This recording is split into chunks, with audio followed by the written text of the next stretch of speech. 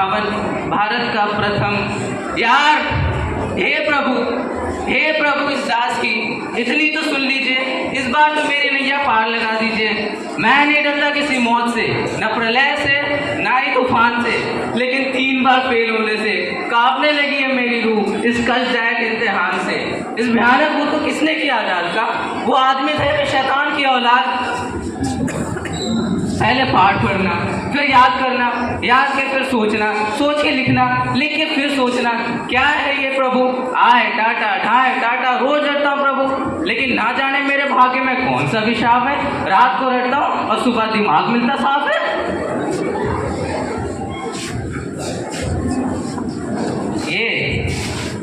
ये अंग्रेज लोग चले गए, लेकिन अंग्रेजी छोड़ गए, फंसेगा कौन?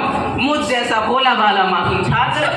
अरे हर शब्द की स्पेलिंग बताती है मुझे, हर शब्द की स्पेलिंग बताती है मुझे, और आप खुद ही शेक्सपियर दिख जाते हैं मुझे। आपको एक बात बताऊं, मुझे गणित के अनंत और कुछ भाता नहीं, गणित के अनंत और कुछ भाता नहीं, लेकिन आपको सच बताऊं, मुझे तो खुना बात तो करना आता नहीं। एक सब्जेक्ट, एक विषय, भगवान को पाना सरल है, सहज है, संभव है, लेकिन इतिहास को याद रखना असंभव। कौन कब पैदा हुआ, कौन कब लड़ मारा, कब उसके बच्चे लड़ मारे, और उनके लड़ मारने पे हमें क्यों बुलाते हो? अद्भुत है। पानीपत के 3 युद्ध हुए, 3 भला कौन को ऐसे याद रखे, लेकिन याद तो करना है ना।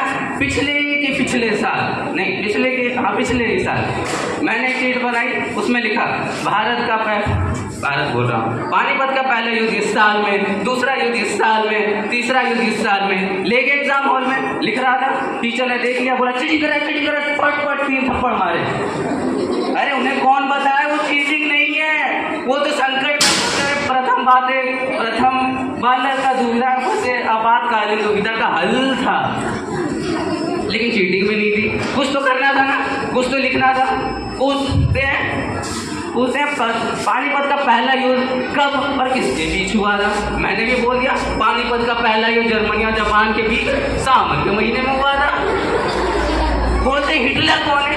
अरे हम क्या जाने हिटलर कौन है, लेकिन आंसर तो देना था ना।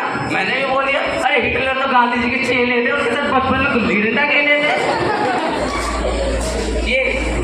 ये ज्योग्राफी भी आप कम मत समझना। इसे चाहे हिस्ट्री का मामा कह लो, चाचा कह लो, फूफा कह लो, दादा कह लो, भतीजा कह लो, कुछ भी कह लो, ये भी कम नहीं पूछते धरती गोल क्यों है। अरे हम क्या जाने धरती गोल क्यों है, हम क्या तो ढील लेके बैठे हैं। अरे फिर भी पूछते जवाब तो देना था ना।